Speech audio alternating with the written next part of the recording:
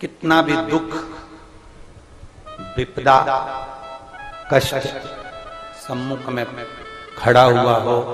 कितना भी दुख, पूंजी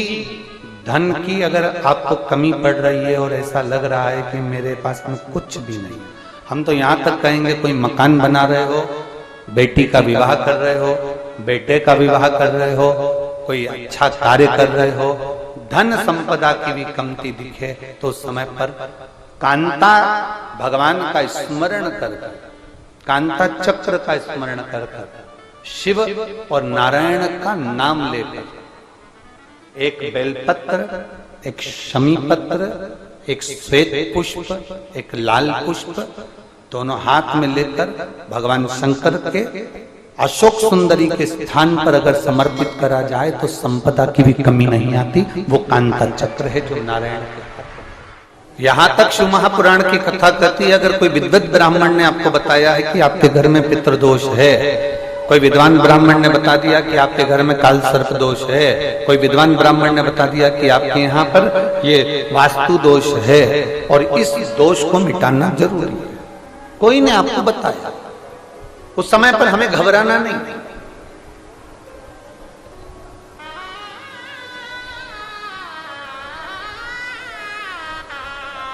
उस समय में घबराने का क्रम नहीं है। कहते हैं पीपल का जो जल झड़ता है पीपल के वृक्ष से,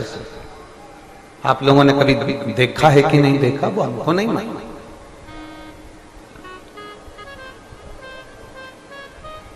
कितना भी अगर कोई वास्तु दोष बता दिया, पितृदोष बता दिया, काल सर्प दोष बता दिया, कितना भी अगर कोई दोष बता दे तो पीपल का जो जल वृक्ष में से झड़ता है, कभी कभी आप उसके नीचे हाथ रखकर देखना, थाली रखकर देखना, उसमें पत्थर पर देखना तो वहां पर भी पानी के निशान आपको मिलेंगे, बूंद के निशान मिलेंगे।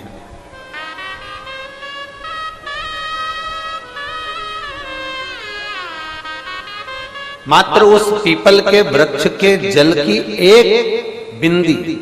एकमात्र बिंदी, शंकर भगवान का जो शिवलिंग है जलाधारी है, चरण है, गणेश कार्तिकेय का स्थान है, अशोक सुंदरी का स्थान है, और प्रत्येक जलाधारी में से पानी बीच में से आकर नीचे की ओर गिरता है, नीचे की ओर गिरता है। आप लोगों के स्मरण में हमने पहले भी बताया कि राइट में किसका स्थान है, गणेश जी का, लेफ्ट में कार्तिकेय, बीच में अशोक सुंदरी, ये क्या है, पार्वती जी का हस्त कमल शिवलिंग, और ऊपर से जो जल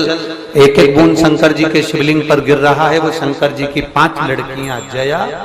विषहरा, शामली बारी, दौतली और देव, शंकर जी की 5 लड़कियों, एक एक बूंद पानी शिव जी पर गिरा। जहां जल नीचे गिरता है उस स्थान से जहां तक जल बहकर जा रहा है उस स्थान तक 33 कोटि देवताओं का स्थान, 33 कोटि देवताओं का स्थान। अब जहां पानी आया, जहां नीचे गिरा, उसके बीच में जो स्थान होता है, आप लोगों ने देखा है कि नहीं देखा? जिनने देखा है जरा हाथ उठाओ। ये पानी जैसे यहां तक आया और यहां के बाद नीचे गिरेगा, तब वो नाली के माध्यम से बाहर जाएगा, तो जितनी दूर यहां से वो नीचे की ओर जो गिर रहा है, यहां से वो नीचे की ओर जो पानी जा रहा है, ये जो स्थान होता है ये हमारे 3 दोषों को निवारण तुरंत कर देता है। एक हमारा पितृदोष, एक हमारा काल सर्प दोष और एक हमारा वास्तु दोष का निवारण ये तुरंत करता है। और ये तो हमने केवल आपको शिव महापुराण के माध्यम से बताया कि ये 3 दोष का निवारण कर देता है, पर यदि कभी आप ध्यान से लिंग पुराण को पढ़ेंगे, आप यदि लिंग पुराण को पढ़ेंगे और गीता प्रेस गोरखपुर की लिंग पुराण को लाकर यदि आप पढ़ते हैं, या गीता प्रेस गोरखपुर की शिव अंक को भी आप अगर पढ़ेंगे, उसका नंबर हमारे स्मरण में नहीं आ रहा है, शिव अंक को भी अगर आप पढ़ेंगे तो उसमें भी आपको वर्णन मिलेगा कि हम तो केवल 3 दोष का बता रहे हैं, पर हमारे शास्त्र तो यहाँ पर और भी दोषों का वर्णन कर रहे हैं। जैसे किसी ने बता दिया आपको शनि का दोष है, किसी ने बता दिया मंगल का दोष है, किसी ने बता दिया आपको केतु का दोष है, किसी ने बता दिया आपको राहु का दोष है, किसी ने आपको कह दिया कि बृहस्पति का दोष है, किसी ने कह दिया आपको ये वाला दोष है। दुनिया के जितने दोष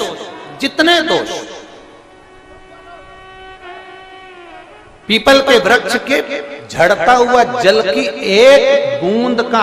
स्पर्श, भले वो सूख गई हो, उसका एक स्पर्श मात्र जहां पानी नीचे की ओर गिर रहा है, उतनी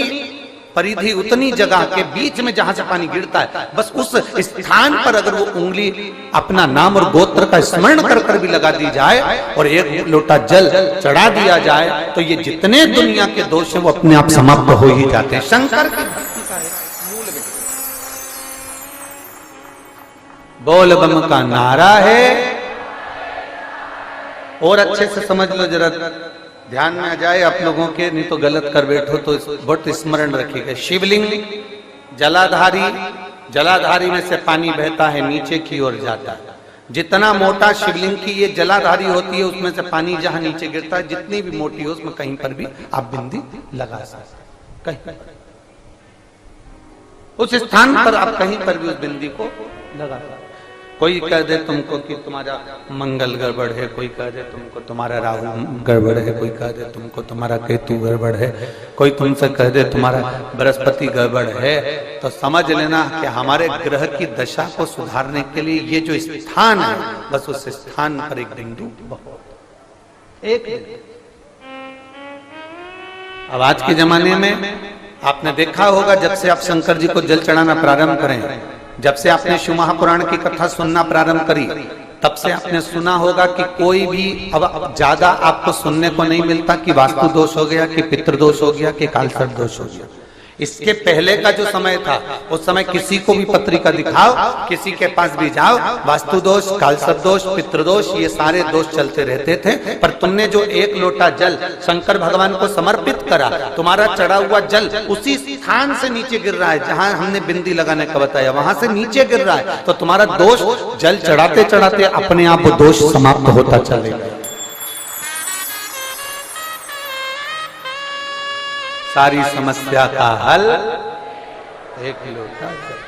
आप जो भगवान शंकर को समर्पित कर रहे हैं, आप भगवान शिव को जो दे रहे हैं, उसमें एक मूलता का भाव प्रकट कर अपने।